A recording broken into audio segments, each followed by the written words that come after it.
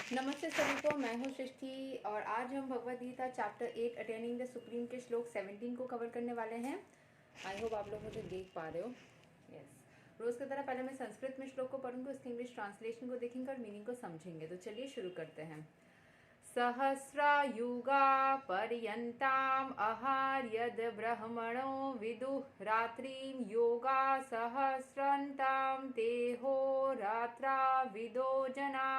By human calculation, 1,000 ages taken together form the duration of Brahma's one day, and such also is the duration of his night. तो ब्रह्मा का एक दिन कैसे होता है कि 1,000 साल अगर एक इंसान बचे तो वो ब्रह्मा का एक दिन होता है। ठीक है, सो इतना बड़ा होता है। तो यहाँ के एक्सप्लेनेशन को समझ लेते हैं। The duration of material universe is limited. It is manifested in cycles of kalpas. A kalpa is a day of Brahma, and one day of Brahma consists of 1,000 cycles of 4 yugas or ages: Satya, Treta, Dwarpa, and Kali.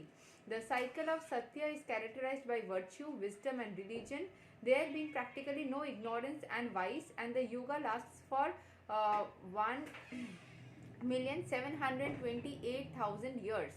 In the Treta Yuga, vice is introduced, and the yoga lasts for 1,296,000 years.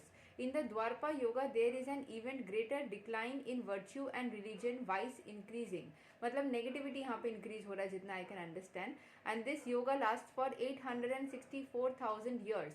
And finally in Kali Yoga, the yoga we have now been experiencing over the past 5,000 years. There is an abundance of strife, ignorance, irreligion, and vice, true virtue being practically non-existent, and this yoga lasts for 432,000 years.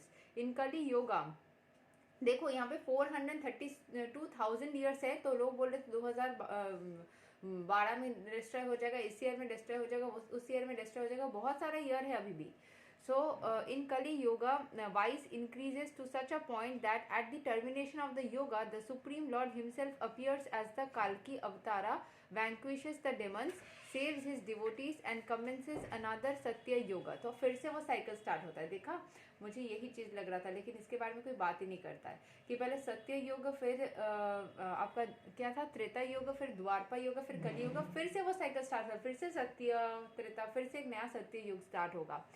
सो हम लोग यही सारे souls ना हम घूम फिर के आते रहते हैं. यही सिस्टम है. मतलब ये क्यों आता है, किस लिए आता है, नहीं होता तो कैसा होता है, इसका उत्तर तो ना ही मुझे कभी मिला था. मुझे बोला गया था गीता पढ़ोगे तो मिल जाएगा, फिर भी नहीं मिला.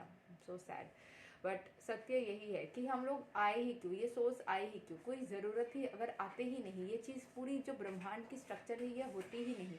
अगर कुछ भी नहीं एग्जिस्ट करता तो क्या होता, कुछ भी नहीं एग्जिस्ट कर भी तो सकता था. तो किसी से पूछते वो बोलते हैं हाँ कुछ भी नहीं एग्जिस्ट करता, तो कुछ भी नहीं एग्जिस्ट करता. So like that, no answer for is there. मतलब भगवान भी इस चीज़ को एक्सप्लेन नहीं कर सकते, भगवान ही क्यों आए. अगर भगवान ही नहीं आते कुछ भी नहीं होता. कोई भी मेरे साथ रेजोनेट कर सकते हैं ना इस चीज़ को, तो लिखना कमेंट पे, क्या ऐसा भी फीलिंग आती है आपको, कुछ भी नहीं होता तो क्यों, सब कुछ ही क्यों आया, कुछ भी क्यों आया. मतलब देयर इज नो रीज़न, ऐसे ही आ गया, बस आ ही गया. आने के बाद का एक्सप्लेनेशन मिलता है, बट आने का क्या क्या आना ही क्यों ज़रूरत था. मतलब क्या ये लक बाई चांस हो गया, क्या ये गड़बड़ हो गई, क्या भगवान अचानक से आ गए, क्यों, ज़रूरत ही क्या थी, व्हाट इज़ दी पर्पस. कोई पर्पस ही नहीं समझ लगता है मेरे को. Anyways, then the process is set rolling again. These 4 yogas rotating 1,000 times comprise one day of Brahma, and the same number comprise one night. तो मतलब ब्रह्मा का एक दिन भी अभी भी पूरा नहीं हुआ है, उनका एक दिन अभी भी चल रहा है. So Brahma lives 100 of such years and then dies. These 100 years by Earth calculation is total of 311 trillion and 40 billion Earth years. By these calculations, the life of Brahma seems fantastic and interminable. मतलब almost अमर हो जाना ही हो जाता है. But from the viewpoint of eternity, it is brief as a lightning flash. In the casual ocean, there are innumerable Brahmas rising and disappearing like bubbles in the Atlantic. Brahma and his creation are all parts of the material universe, and therefore they are in a constant flux. तो वो भगवान ब्रह्मा जो होते हैं वो material universe के ही एक creation है, तो वो जन्म लेते हैं, फिर जाने का जो ये साइकिल है वो भी इस साइकिल का ही एक पार्ट है। हो सकता है बस द ड्यूरेशन इज डिफरेंट, ठीक है। जैसे कृष्ण भी जैसे मनुष्य रूप में आए थे तो वो भी 92 ईयर्स तक बचे थे, तभी मुझे कभी कभी ऐसा लगता था कि क्या कृष्ण भी तो नॉर्मल ह्यूमन जैसा ही रहे, वो तो 250 साल, जैसे कोई मुनि है जो 250 साल तक बचे या फिर 500 साल तक बचे, तो फिर समझ आता है कि हाँ थोड़ा सा डिफरेंट थे, तो यहाँ पे वो क्यों नहीं रहे वैसे।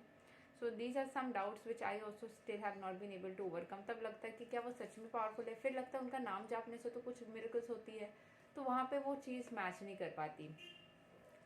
एनीवेज, जो नेचुरल सी फीलिंग है वही बता रही हूँ।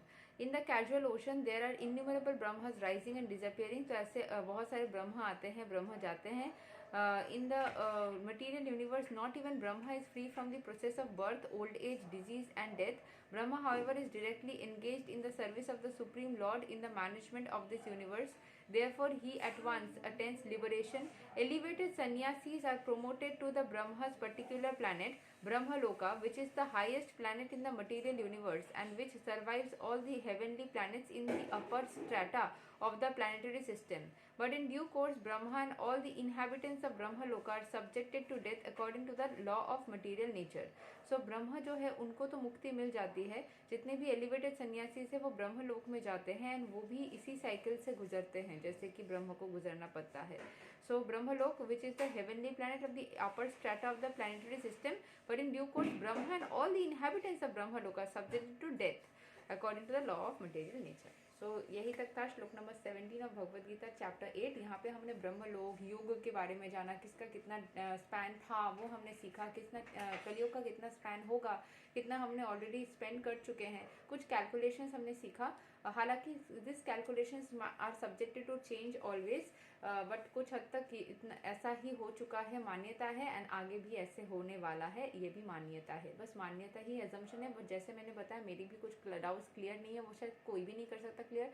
अगर मैं भगवान से पूछूं आप ही क्यों आए, आपके आने की क्या जरूरत थी, वाई डिड यू कम, कुछ भी नहीं होता, सब शून्य होता, कुछ भी नहीं होता तो क्या होता, तो इसका आंसर तो मुझे भी नहीं मिला है। एनीवेज, पढ़ते पढ़ते जितना समझना पॉसिबल उतना समझ लेते हैं, एंड दुनिया में आए हैं तो उत्सुकता तो है सब चीज़ों को जानने का एंड समझने का जितना हो सके, और हम सब साथ में सीखते हैं, जानते हैं, और अगले वीडियो में हम चैप्टर 8 के श्लोक 18 को कवर करते हैं। तब तक के लिए हरे कृष्ण, राधे राधे, जय श्री राम।